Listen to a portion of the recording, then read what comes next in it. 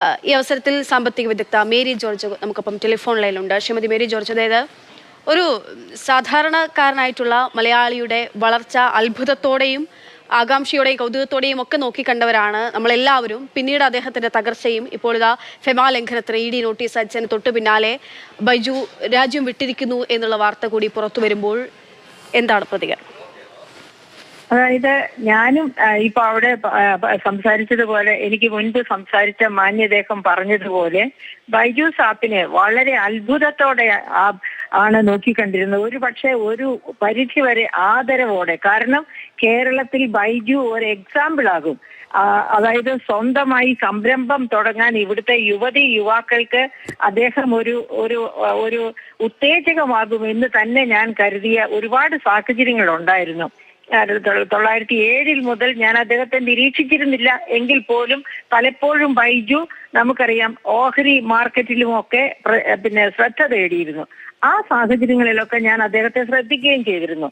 പക്ഷേ ഈ കഴിഞ്ഞ 2020 ശേഷം, അതായത് കോവിഡ് കാലത്തായിരുന്നു അദ്ദേഹത്തിന്റെ ഏറ്റവും വലിയ വളർച്ച.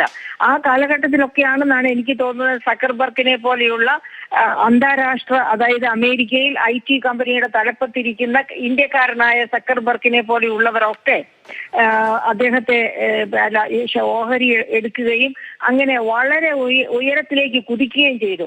പിന്നെ എന്തുകൊണ്ടാണ് ഇങ്ങനെ പെട്ടെന്നൊരു അധപ്പതനം? ഒരു പക്ഷേ ഇത് പെട്ടെന്നുള്ള ഒരു അധപ്പതനമല്ല.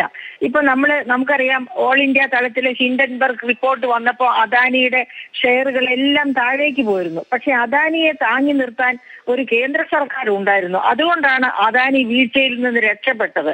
അതേ സമയത്ത് ഈ ബൈജു സാപ്പിനെ താങ്ങി നിർത്താൻ അങ്ങനെയുള്ള സംരക്ഷകരോ ഗോഡ് ഫാദേഴ്സോ ഉണ്ടായിരുന്നില്ല. അപ്പൊ എന്താണ് സംഭവിച്ചത്? ഞാൻ മനസ്സിലാക്കുന്നത് അനുസരിച്ചാണെങ്കിൽ ബൈജൂസ് ലാഭം ഉണ്ടാക്കിയ സാഹചര്യങ്ങളിലൊക്കെ തന്റെ കമ്പനി വികസിപ്പിക്കാൻ ശ്രമിച്ച ശ്രമത്തോടൊപ്പം തന്നെ ഈ ലാഭം സ്വന്തം പേരിൽ അടിച്ചു മാറ്റി വിദേശ രാജ്യങ്ങളിലേക്ക്, അതായത് ഇവിടെ ഇൻകം ടാക്സോ ഒന്നും കൊടുത്തില്ല, വിദേശത്ത് കൊണ്ടുപോയി നിക്ഷേപിക്കുന്നത് ഫെമ ആക്ട് പ്രകാരം തെറ്റാണ്. അതായത് റിസർവ് ബാങ്ക് ഓഫ് ഇന്ത്യയുടെ അനുവാദമില്ലാതെ, അതായത് ഗവൺമെന്റ് ഓഫ് ഇന്ത്യ അറിയാതെ വിദേശത്ത് കൊണ്ടുപോയി ഒരു കാരണവശാലും നിക്ഷേപിക്കാൻ അവകാശമില്ല. അപ്പൊ ഈ അവകാശങ്ങളെയൊക്കെ ഈ നിയന്ത്രണങ്ങളെല്ലാം അതിജീവിച്ച് രഹസ്യ അറകളിലേക്ക് ലാഭം പോയി. അപ്പൊ രഹസ്യ അറകളിലേക്ക് വിദേശത്തേക്ക് ഇപ്പൊ ഫോർ എക്സാമ്പിൾ മൗറീഷ്യസ് ആകാം, അല്ലെങ്കിൽ മറ്റേത് രാജ്യവുമാകാം, അങ്ങനെ ഈസി ആയിട്ട് പണം നിക്ഷേപിക്കാവുന്ന തരങ്ങളിലേക്ക് അദ്ദേഹം ഇത് അടിച്ചു മാറ്റി. അപ്പൊ ആരാണ് അതിൽ നിന്ന് സഫർ ചെയ്തത്? യഥാർത്ഥത്തിൽ ഷെയർ ഹോൾഡേഴ്സിന് കിട്ടേണ്ട ആദായ പങ്ക്, അതായത് ഓഹരി, ഒരു കമ്പനി ലാഭത്തിലേക്ക് പോകുമ്പോൾ ഓഹരികളുടെ ലാഭവിഹിതമാണ് വർദ്ധിക്കുക. ആ ലാഭവിഹിതം കൊടുക്കേണ്ടവർക്ക് കൊടുക്കാതെ സ്വന്തം പോക്കറ്റിലാക്കി ഫെമ ആക്ട് ലംഘിച്ച് പുറത്തു കൊണ്ടുപോയി ഇൻവെസ്റ്റ് ചെയ്ത് കേവനായി. അതായത് സാധാരണ ഒരു മലയാളിക്ക് ഇപ്പോൾ പറ്റുന്ന അബദ്ധം തന്നെയാണിത്. കാരണം എങ്ങനെയും ധനികനാകണമെന്നുള്ള ആ ആർത്തി മൂത്താണ് എല്ലാ മേഖലകളിലും രാഷ്ട്രീയ രംഗത്ത് നമ്മൾ കാണുന്നുണ്ട്.